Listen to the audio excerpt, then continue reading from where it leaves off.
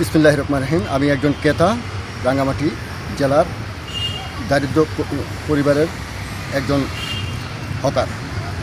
বাজার এখন হঠাৎ করে রমজান আসার পরপর সরকারকে বেকায়দায় ফেলানোর জন্য কিছু অসাধু ব্যবসায়ী ইতিপূর্বে কাঁচা বাজার অস্থির করে ফেলেছে। তাই এখন আমাদের ক্রয় ক্ষমতার বাইরে চলে যাচ্ছে। যেমন লেবুর দাম বেড়ে গেছে, তারপরে ডিম, আমরা যেগুলো খাবো নিত্যপণ্য মালামাল কাঁচাজাত দ্রব্য যেমন বেগুন, তারপরে কাঁচামরিচ, তারপরে টমেটো, ক্ষীরা, যেগুলো আমাদের রমজান মাসে আমাদের চাহিদা মোতাবেক লাগে। এবং আমাদের খাবারের মধ্যে মুরগি, ব্রয়লার মুরগির দামও হঠাৎ 200 টাকা নিয়ে গেছে।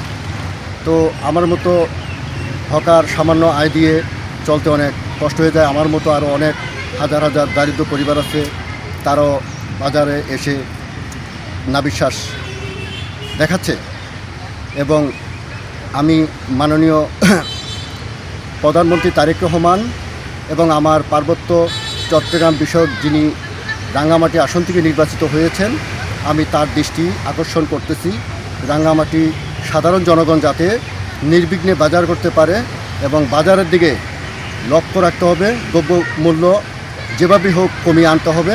দ্রব্যমূল্য কমিয়ে আনতে পারলে রাঙ্গামাটিবাসী খুশি।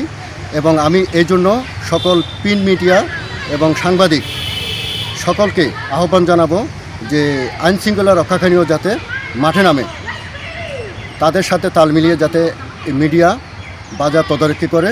আমি মিডিয়াকে ধন্যবাদ জানাই আমার মাননীয় প্রধানমন্ত্রী তারেক রহমান যাতে বাংলাদেশের জনগণের দিকে তাকায় এবং এই বাজারকে নিয়ন্ত্রণে তিনি সর্বাত্মক গুরুত্ব দেয়। বাজারের জিনিসপত্র কমলে জনগণ খুশি থাকবে, জনগণ দুইটা ভাত খেয়ে বাঁচতে চায় এবং এই রোজার মাসে যাতে তারা নির্বিঘ্নে রোজার পণ্য কিনতে পারে এবং ইফতার সামগ্রীও কিনতে পারে। তার জন্য আমি মোবাইল কোড ব্যবহারের জন্য রাঙ্গামাটি জেলা প্রশাসক, রিজিয়ন কমান্ডার, পুলিশ সুপার এবং স্ব অফিসের দপ্তর প্রধানকে যাতে রাঙ্গামাটি পরিচালনা সার্বিকভাবে করে এবং সাধারণ মানুষের চাহিদা অনুযায়ী তারা যাতে কাজ করে সে আশাবাদ ব্যক্ত করে আমি ধন্যবাদ জানাচ্ছি।